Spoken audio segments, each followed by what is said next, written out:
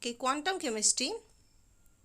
দেখো, quantum chemistry first one, the classical mechanics. Classical mechanics was invented by Sir Isaac Newton to describe and predict the motion of objects such as the planet as they move about the sun.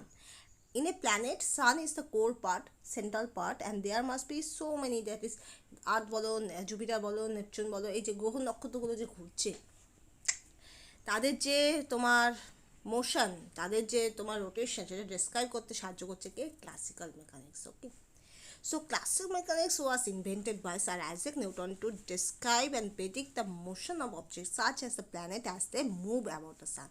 In a sun, there must be so many things are revolve around the sun, and this bigger systems are described by these classical mechanics. Okay, now when we turn into the subatomic and molecular properties, they are very small in size, right? On that case দেখা যায় classical mechanics is not so much justified for many properties, so we have to develop, or we have to need the other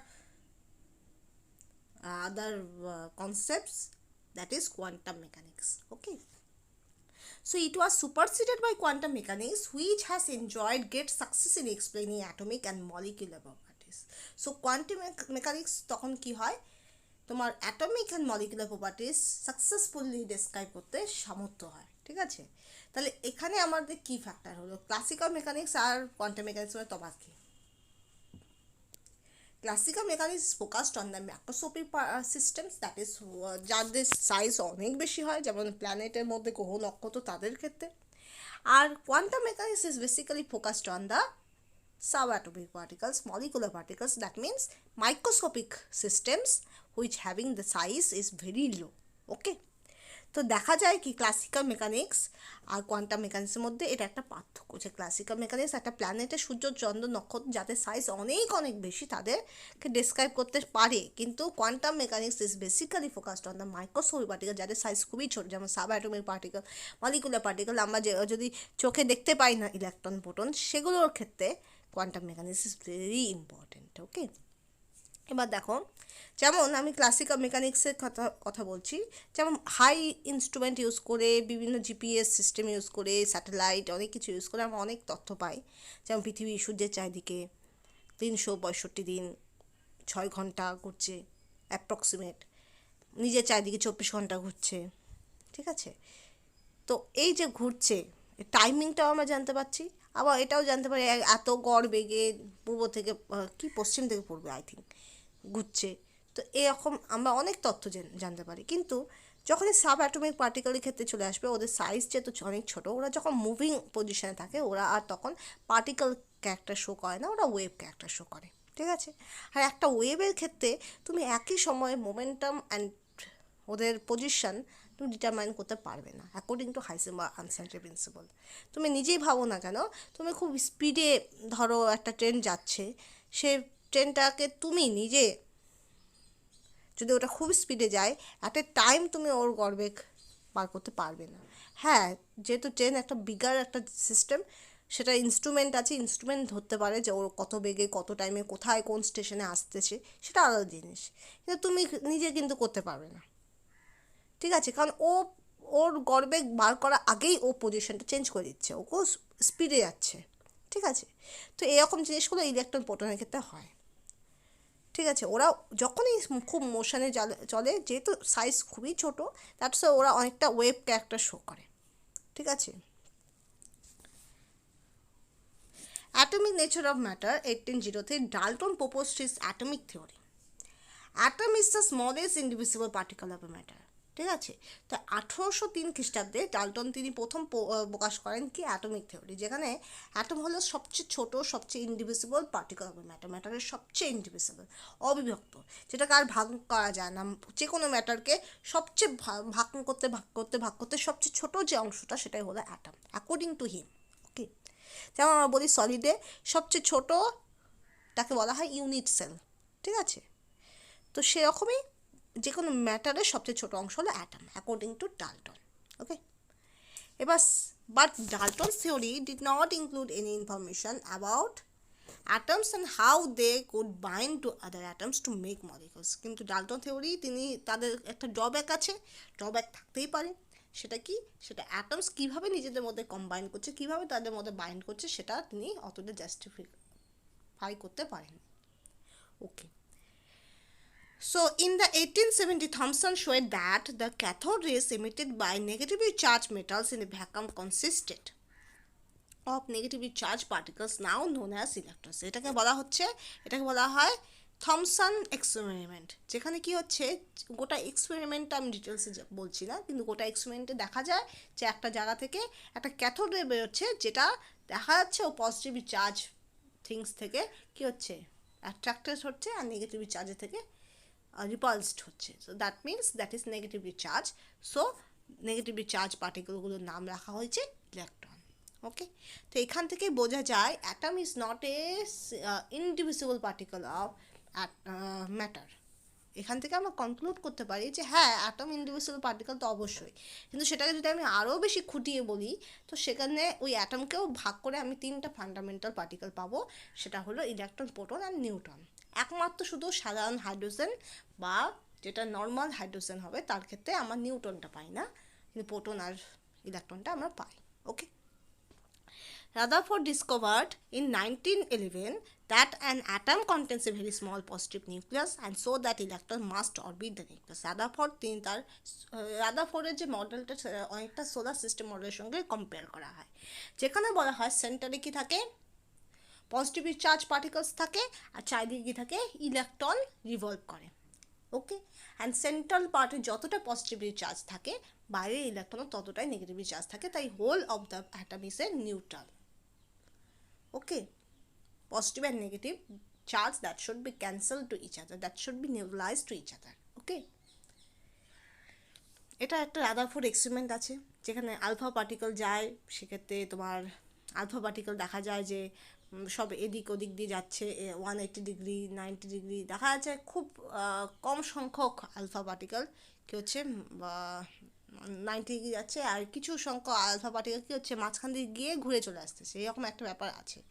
তার মানে কি, ওই মাঝখানে নিশ্চয়ই কোনো positively charge particles আছে, যার থেকে আলফা পার্টিকেল সেও পজিটিভলি চার্জ, সে রিপালসড হয়ে ফিরে আসতেছে।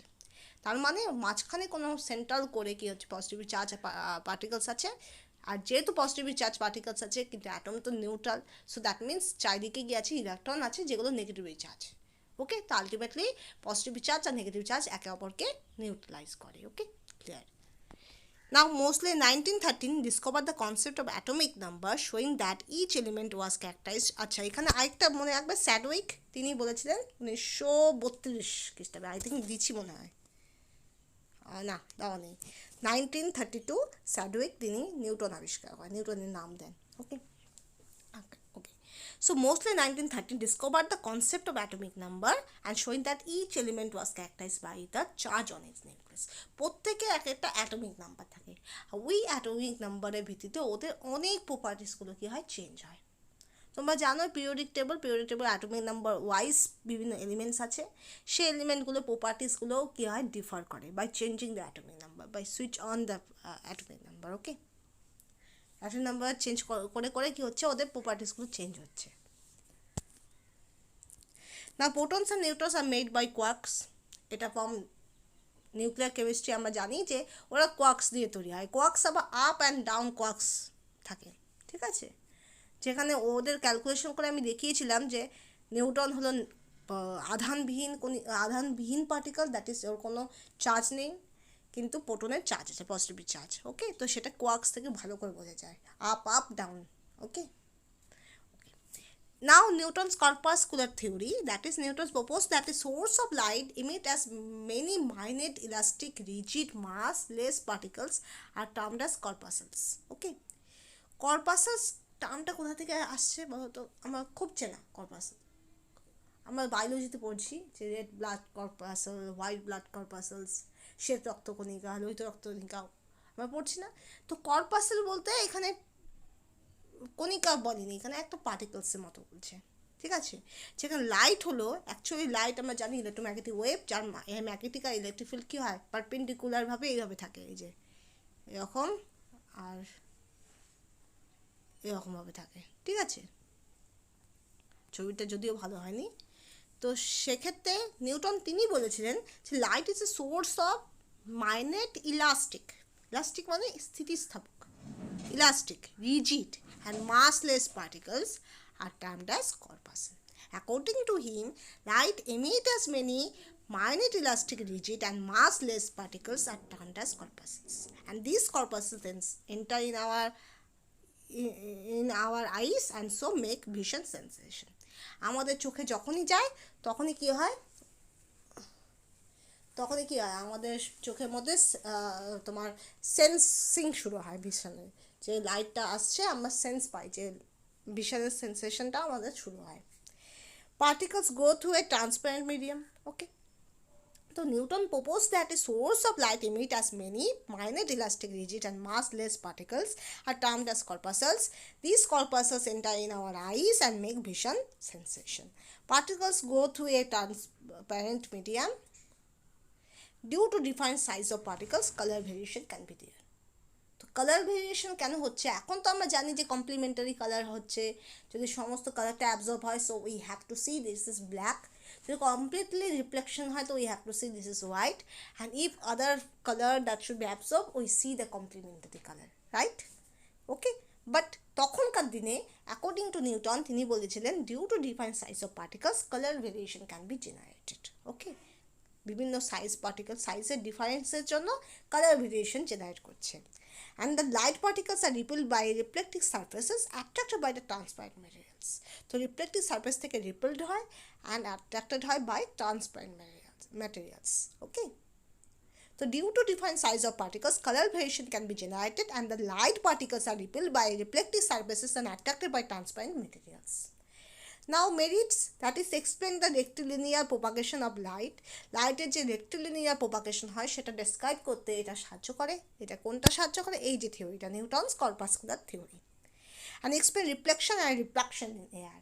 রিফ্লেকশন অ্যান্ড রিফ্রাকশন হয়, আমরা জানি রিফ্লেকশন মানে কি, এই যে এরকম করে যায় এরকম করে আবার রিফ্লেক্ট করে, এটা হয় রিফ্লেকশন। আর ধরো কোনো ওয়াটার মিডিয়াম আছে এরকম করে যায়, ওর আসল গতিপথ এরকম, কিন্তু ও একটু এদিকে এদিকে ঘুরে যাবে, সেটাকে বলা হয় রিফ্রাকশন। আর এটা সাধারণত হয় এয়ার ওয়াটার মিডিয়াম এগোতে হয়, ঠিক আছে। মিডিয়াম যখন চেঞ্জ হয় তখন সেক্ষেত্রে বেশি রিফ্রাকশনটা হয়। তো explain the reflection and refraction in air, এটা যদিও মিডিয়াম বলে দিচ্ছে, এটা এয়ার মিডিয়াম বলছে, কোনো গ্লাস মিডিয়াম বা ওয়াটার মিডিয়াম বলেনি, ঠিক আছে। তাহলে merits explain the rectilinear propagation of light and explain reflection and refraction in air. Okay. Demerits fail to explain the partial refraction on the surface of transparent medium such as glass or water, যেটা আমি বললাম glass আর ওয়াটারেও হয় reflection refraction এগুলো হয়, কিন্তু সেটা কিন্তু describe করতে পারেনি, কে পারেনি, এই যে নিউটনস কর্পাসকুলার থিওরি পারেনি। Fails to explain interference, refraction, polarisation, যেগুলো লাইটের ক্যারেক্টারিস্টিক্সের মধ্যে পড়ে, refraction, interference, polarisation, okay. Now next one, failures of classic theory, that is black body radiation. Failures of classic theory, we come into black body radiation, that is any object will radiate energy in the form of electromagnetic radiation purely. Any object will radiate energy in the form of electromagnetic radiation purely as a consequence of its temperature, and this radiation is referred to as black body radiation, okay. So যে কোনো object কী করে, electromagnetic radiation কী হয় temperature ভিতরে কী হয় emit করে, and this radiation is referred to as black body radiation, okay. Black body radiation দেখো graph দিচ্ছি, that is total, that is radiant energy, that is sigma T to the power 4 and sigma equal to 5.670 10 to the power -8 joule meter to the power -2 second inverse Kelvin -4, আর এটা watt দিচ্ছে দেখো, joule per সেকেন্ডকে বলা হয় watt, ওকে। এটা দেখো এটা রাইলার Jeans theory for 3000 kelvin and that is spectral radiant emittance and lambda in nanometre, okay. তাহলে এখানে দেখো টেম্পারেচার হিসাবে কী হচ্ছে, বিভিন্ন রকমের গ্রাফ তৈরি হচ্ছে, এটা T3, এটা T2 আর এটা T1, ঠিক আছে। তো গ্রাফ টেম্পারেচারও ভ্যারি করে গ্রাফটাও চেঞ্জ হচ্ছে, ঠিক আছে। এটা হলো স্পেকট্রাল রেডিয়েন্ট এমিটেন্স। তো spectral radiant emittance can be vary with varying the temperatures. Okay, next one. Now Stephen-Boltzmann law. The total intensity of black body radiation that should be emitted by an object is proportional to 4th power of the absolute temperature. যদি আমি বলি total intensity, suppose intensity আমি যে কোনো suppose এটা দিয়েই denote করলাম, proportional to T to the power 4. Okay, so the total intensity of black body radiation that should be emitted, black body radiation যে টোটাল ইন্টেন্সিটি যেটা আছে, যে ব্ল্যাক বডি রেডিয়েশন যেটা বেরোচ্ছে তার যে total intensity that should be proportional to 4th power of the absolute temperature. Okay, আমি ধরে নিচ্ছি আরবিটারি যে এটা হলো তোমার ইন্টেন্সিটি, তাহলে intensity proportional to T to the power 4. Okay, so this is termed as Stephen-Boltzmann law. The total intensity of black body radiations emitted by an object proportional to 4th power of absolute temperature. Now Wien's law, the wavelength of maximum intensity is inversely proportional to the absolute temperature.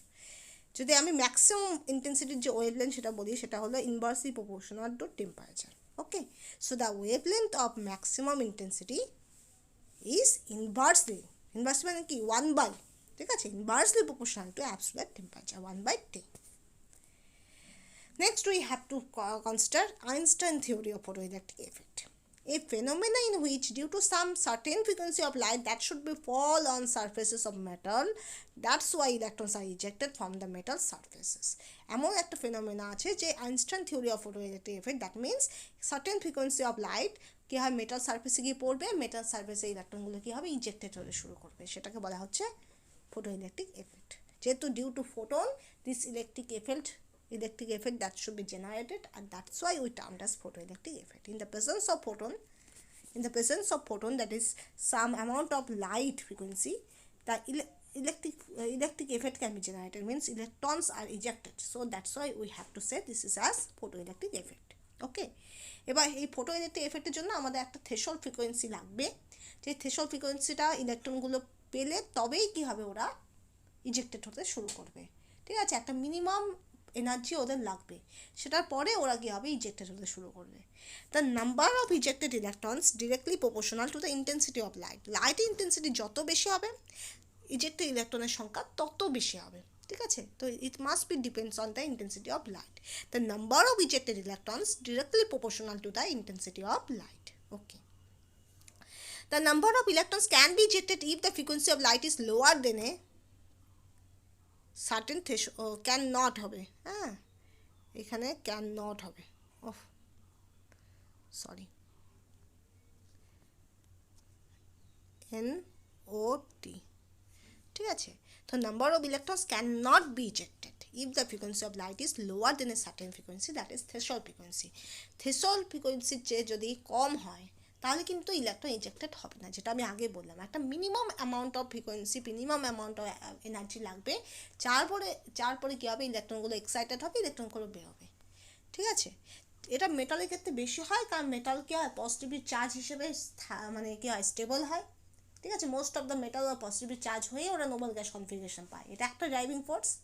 আরেকটা driving force মেটালসের মধ্যে C model আমরা জানি electrons আর মানে C model মানে কি loosely bounded একটা থাকে, তাই তো, ওটা কী বলে মেটালিক ক্যারেক্টারিস্টিক আমরা কি জানি, ইলেকট্রনস ওরা কী হয় সি মডেল তৈরি করে, যার জন্য ইলেকট্রন কী হয় ইলেকট্রন বের করা অনেক সহজ হয়, ঠিক আছে। আর যেহেতু তোমার মেটালস মোস্ট তারা নোবেল গ্যাস কনফিগারেশনে স্টেবল হয়, দ্যাটস ওয়াই আয়নেশন এনার্জিও আমাদের ফেভারেবল হয়, ঠিক আছে, খুব বেশি আয়নেশন এনার্জি লাগে না, কিছুটা পরিমাণ আয়নেশন এনার্জি দিলে ইলেকট্রন ইজিলি বেরিয়ে যায়। আর এক্ষেত্রে তো ফোটন ইউজ হচ্ছে, তো ফোটনটা একটা ভালো সোর্স, ঠিক আছে, আমাকে আলাদা করে বাইরে থেকে এনার্জি দিতে হচ্ছে না, ফোটন নিজেই কী করছে ইজেক্ট করতে সাহায্য করছে, ঠিক আছে, তো সেক্ষেত্রে this process is feasible for metals, ঠিক আছে। এমন কার কাছে যেমন তোমার এমন কেউ যেমন কার্বনের ক্ষেত্রে 4টা ইলেকট্রন থাকে আউটারমোস্ট শেলে, ও কিন্তু চেষ্টা করবে মিউচুয়াল শেয়ারিং করার জন্য, ও না ইলেকট্রন ছাড়বে না ইলেকট্রন নেবে, কারণ ওর পক্ষে 4টা ইলেকট্রন মানে ছেড়ে দিয়ে তোমার নোবেল গ্যাস কনফিগারেশন লাভ করাটা is not so easy, is difficult actually not take place. কিন্তু মেটালের ক্ষেত্রে সেটা হয়, কারণ মেটাল 1টা 2টা 3টা এরকম ইলেকট্রন ইজিলি ছেড়ে দিয়ে কী হয় পজিটিভ চার্জ হিসেবে স্টেবল হয়। ওকে, এটা হলো ড্রাইভিং ফোর্স। এবার দেখো তাহলে দ্যাট ইজ, কিন্তু তবুও একটা সার্টেন ফ্রিকোয়েন্সি লাগবে যেটাকে বলে থ্রেশহোল্ড ফ্রিকোয়েন্সি। সেই থ্রেশহোল্ড ফ্রিকোয়েন্সির ওপরে যদি যায় ফ্রিকোয়েন্সিটা, তাহলে ইজিলি ইলেকট্রন ইজেক্টেড হতে থাকবে, কিন্তু যেটা যদি না যায় তাহলে electrons are not ejected. Okay, so number of electrons cannot be ejected if the frequency of light is lower than a certain threshold frequency. Okay, but the kinetic energy of the ejected electrons proportional to the difference between the frequency of incident light and threshold frequency. ওদের মধ্যে যে kinetic energy, সেই kinetic energy ইজেক্টেড ইলেকট্রনের যে kinetic energy, সেটা কিসের সঙ্গে proportional করে হলো difference between the frequency of incident light and threshold frequency. Incident লাইটের ফ্রিকোয়েন্সি অ্যান্ড থ্রেশহোল্ড ফ্রিকোয়েন্সির যে ডিফারেন্সের সঙ্গে ডিরেক্টলি প্রপোর্শনাল করে হলো কাইনেটিক এনার্জি অফ ইজেক্টেড ইলেকট্রন। ওকে, নাও দেখো আমি এখানে একটু করে দিচ্ছি, that is Einstein assume light consist of particles of energy H new, যেটাকে বলে ফোটন, যেটাকে বলে কোয়ান্টাম। কী বলে? কোয়ান্টাম না, কিন্তু কোয়ান্টাম, QUANTA, কোয়ান্টা। তো সেটা হলো এইচ নিউ, ঠিক আছে। And new is the frequency of light, new is the frequency of light, and these particles are termed as photon. Okay, so nu exceed the threshold frequency, Einstein theory, that is half mv square, that is kinetic energy equal to h nu minus phi. Phi is the work function, phi is the work function of the metal. But half mv square equal to kinetic energy of emitted electrons, kinetic energy electron volts, that is stopping potential, and the work function measured how strongly the electrons are held in the metal. এই যে work function phi use হয় কতটা পরিমাণ electron কে হচ্ছে মেটালের সঙ্গে bind করে আছে সেটাকে মেজার করার জন্য, ঠিক আছে। তো half mv square equal to h nu minus h nu threshold, that is h in bracket new minus nu threshold. Okay, so Einstein assumed light consists of particle of energy h nu, where nu is the frequency of light, and these particles, that is, are termed as photons, and if nu exceeds the threshold frequency, Einstein theory is half mv square, that is kinetic energy equal to h nu minus phi. Phi is the work function. Okay, and half mv square equal to kinetic energy of emitted electrons, and the work function measured how strongly the electrons are held in the metal. যত বেশি held থাকবে তত বেশি আমাকে কী হবে, threshold work ফাংশনের energy আমার ততটা লাগবে, ঠিক আছে।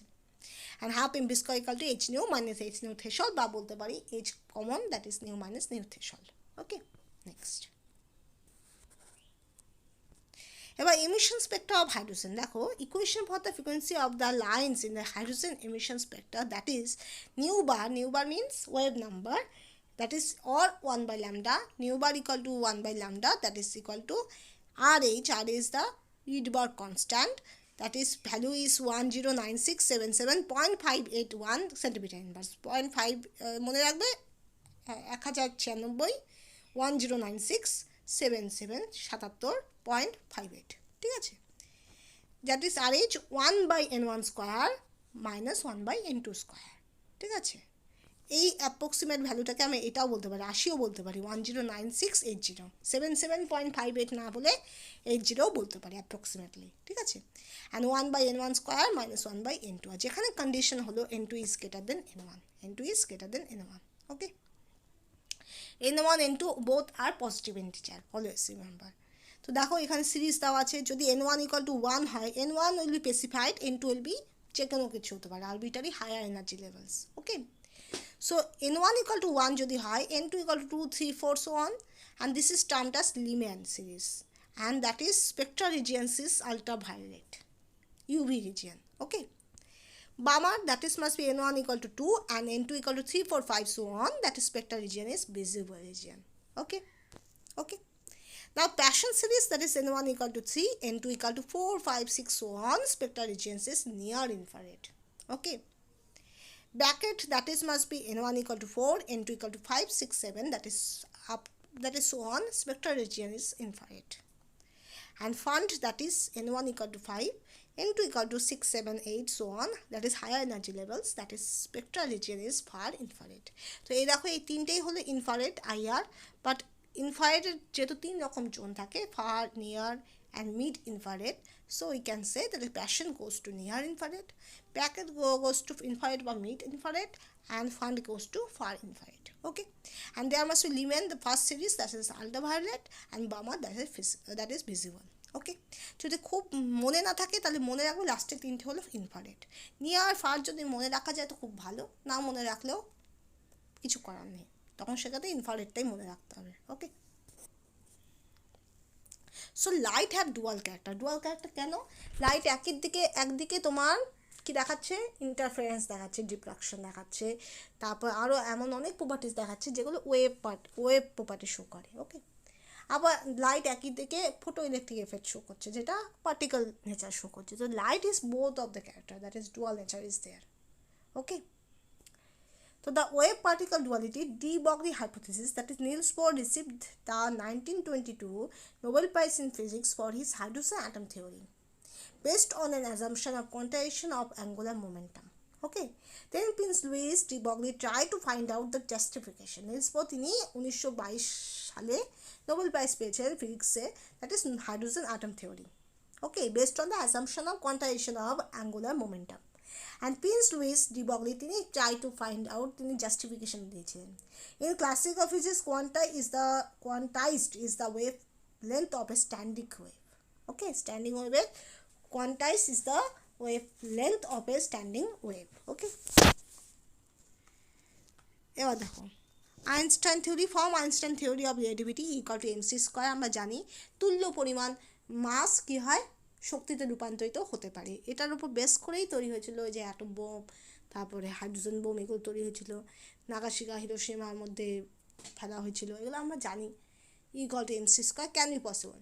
ওকে, তো mass can be converted to energy, ঠিক আছে, by this equation equal to MC square. তো C is the speed of light, Einstein equation equal to hc by lambda equal to pc, because lambda is equal to h by p is termটা, ঠিক আছে, lambda equal to h by p, so h by lambda equal to p, that's why we put it the value that is equal to pc. Okay, equal to hc by lambda equal to pc.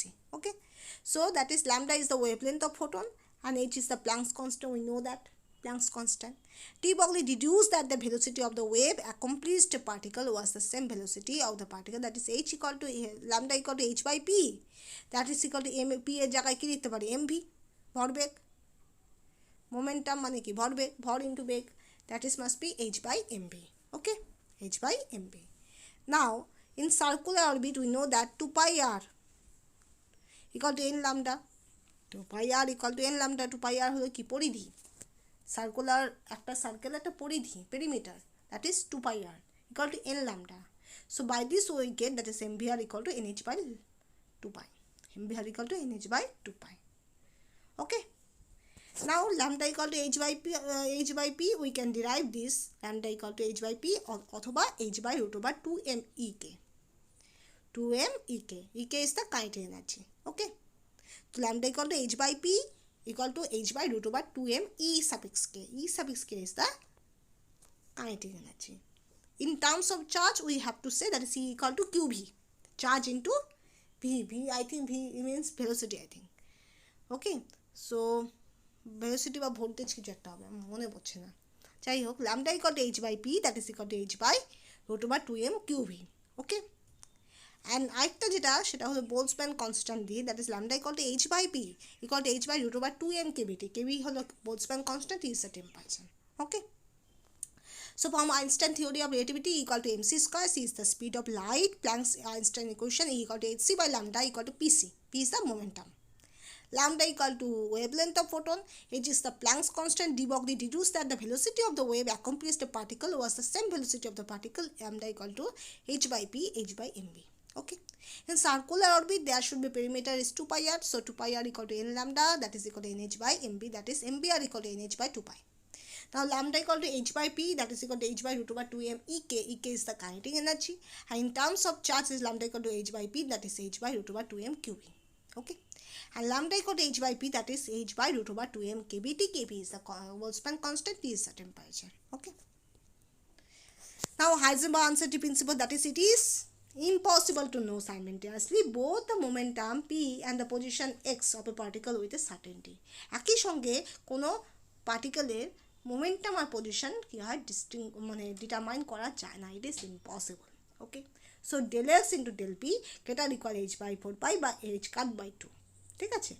That is del x is the uncertain in position, del p is the uncertain in momentum. Del x is the uncertain in position, del p is the uncertain in momentum. যত বেশি, if one measured more precisely then other less precisely. যদি del x বলো ধর position আনসার্টেনিটিকে যদি আমি মোর প্রেসাইসলি determine করতে চাই তাহলে momentum will be less precise, আর যদি মোমেন্টামকে মোর প্রেসাইসলি আমি ডিটারমাইন করতে চাই তাহলে position will be less precise. Okay, next. Okay, so up to this Heisenberg uncertainty.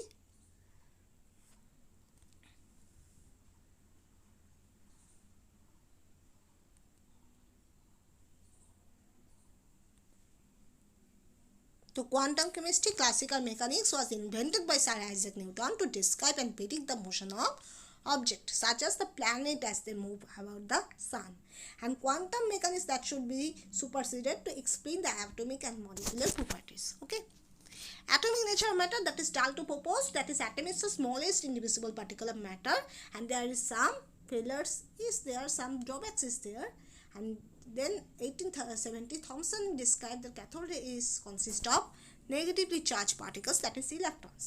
Rutherford explained that in the center core there should be the positively charged particles, that is photons are there, and electrons are revolving around them. Okay, like solar system. And Sedgwick, he discovered that Newton. Okay, and mostly in 1930 he discovered that is according to atomic number the elements having the different properties. Okay, আমরা এটা জানি, এটা periodic টেবিলে যখনই দেখবে তখনই দেখবে atomic নাম্বারের সঙ্গে সঙ্গে এলিমেন্টও চেঞ্জ হচ্ছে, ওর অনেক প্রপার্টি চেঞ্জ হচ্ছে, পাম বাঁ দিক থেকে ডান দিকে, পাম উপর থেকে নিচে, অ্যাটমিক নাম্বার ভ্যারি করে ওদের অনেক ধর্ম, ইলেকট্রো পজিটিভিটি, ইলেকট্রো নেগেটিভিটি সব কিছু চেঞ্জ হচ্ছে. ওকে, protons are neutrons made by quarks, that is we discuss about in nuclear chemistry. Okay, Newton's corpuscular theory, Newton proposed that a source of light emits as many minute elastic rigid and massless particles are termed as corpuscles, and that should be enter our eyes and vision sensation can be generated, and particles grow through a transparent medium, and due to different size color variation can be generated. Okay, merits explain the rectilinear propagation of light and explain reflection and refraction, but demerits also, that is partial reflection and refraction are not explained in especially for transparent medium, that is glass or water, and fail to explain interference diffraction. Now black body radiation, failures of classical theory. Any object will radiate energy in the form of electromagnetic radiation purely as a consequence of its temperature. This radiation is termed as black body radiation. There must be the graph is there. Okay, then Stephan-Boltzmann law, that is the total intensity proportional to fourth power of the absolute temperature. Wien's law, that is the wavelength of the maximum intensity proportional to, inversely proportional to temperature. Einstein theory of the photoelectric effect, that is there is phenomena due to some certain frequency of light, that should be the electrons of metals are ejected from the metal surfaces. Okay, and that is directly proportional to intensity of light. The ejected electrons are directly proportional to intensity of light, and there must be the certain minimum frequency are needed, that is threshold frequency. If this threshold frequency is not provided, so the electrons are not ejected at all. Okay, the kinetic energy of the ejected electrons proportional to the difference between the frequency of incident light and threshold frequency, and there must be the lots of equation I derived that is half mv square, that is the kinetic energy equal to h nu minus phi. Phi is the wave function, and that is half mv square h nu minus h nu threshold, that is h common, that is nu minus nu threshold. Okay, emission spectra of hydrogen, nu bar, that is wave number, or 1 by lambda, lambda is the wavelength equal to RH, R is the Rydberg constant 1096, approximately 109,680, and that is 1 in bracket 1 by n1 square minus 1 by n2 square centimeter inverse, where n1 is less than n2. Okay, and there must be lots of series is there, Lyman, Balmer, Paschen, bracket, Fund. And Lyman, that is goes to ultraviolet region, Balmer visible, and Paschen, bracket, Fund, both all are infrared. Paschen, that is near infrared, bracket infrared, and Fund, that is far infrared. And Lyman, that is n1 equal to 1, n2 equal to 3, 4, Balmer, that is n1 equal to 2, and n2 equal to 3, 4, 5, Paschen, that is n1 equal to 3, n2 equal to 4, 5, 6, and so on. Okay, light have dual character, and the wave particle duality de Broglie hypothesis, that is Niels Bohr received 1922 Nobel Prize, and then Prince Louis de Broglie tried to find out the justification. There must be lots of rules are there. That's Einstein theory of relativity equal to mc square. C is the speed of light. Planck's Einstein equation, lambda equal to h by p. And there must be lambda equal to h by p, that is in terms of kinetic energy equal to h root over 2m ek. In terms of charge, lambda equal to h by p equal to h by root over 2m qb. In terms of Boltzmann constant, that is lambda equal to h by p equal to h by root over 2m kbt. Heisenberg's principle, that is, it is impossible to know simultaneously both the momentum and the position of particle with certainty, that is del x into del p greater or equal h by 4 pi or h cut by 2. Okay, del x is answered in position, del p is answered in momentum if one measure more precisely than other less precisely. Okay, so to this.